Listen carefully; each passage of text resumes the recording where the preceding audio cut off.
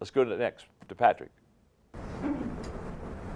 So mine is trying to get the people I'm working with have a why that's going to fuel them to do the things they need to do every day.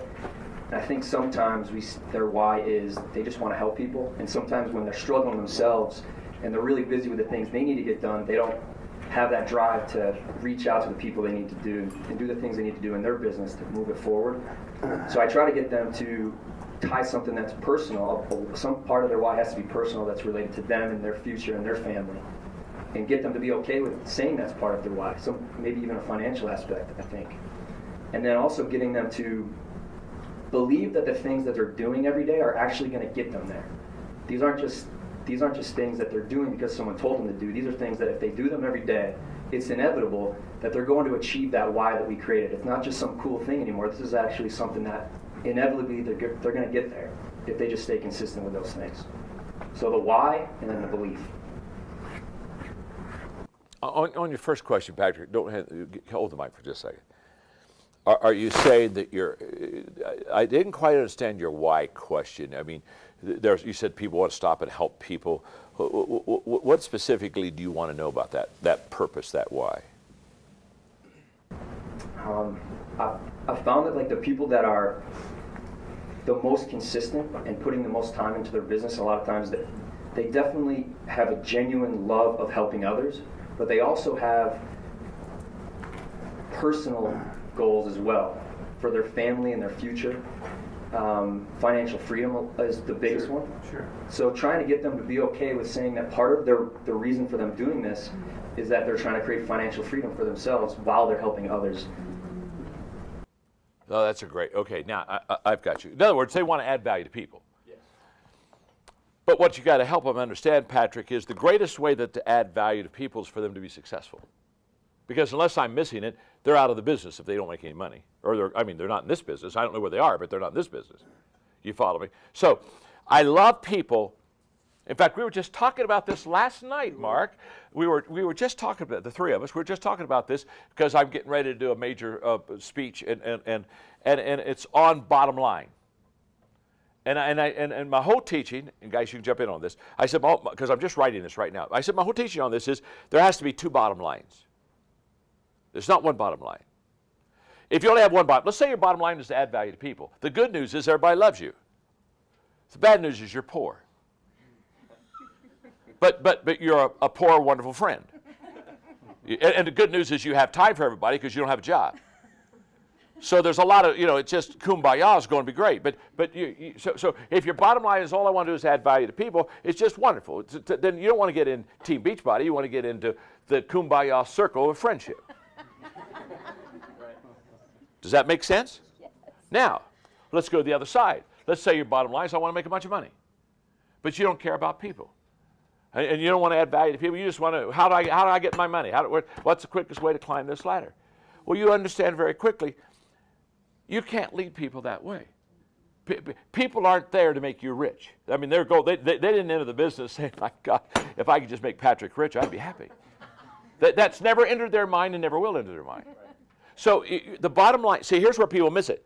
Some people say the bottom line is I got to make an ROI, I got to get a return on my investment, got to make that person, I got to go add value to people. And it's not either or, it's both and. And if you can't bring the two of them together and get a healthy balance, you will never be successful in leading people.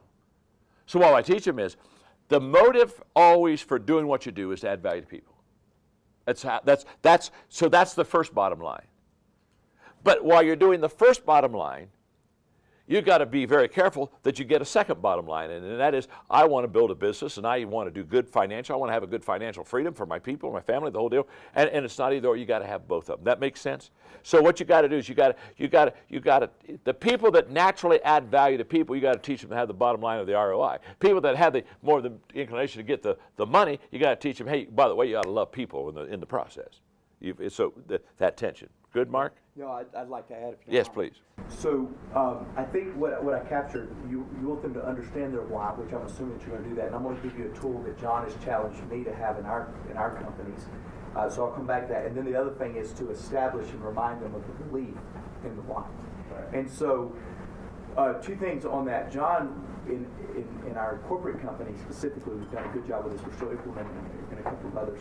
We understand everybody's PPFs. So in your business, and I'm going to come back to what PPFs is in a minute, but in your business, whether you're, whatever your many businesses are, the different things we've already heard from you, your top people, you need to know what their personal, professional, and financial goals are. Theirs, not yours.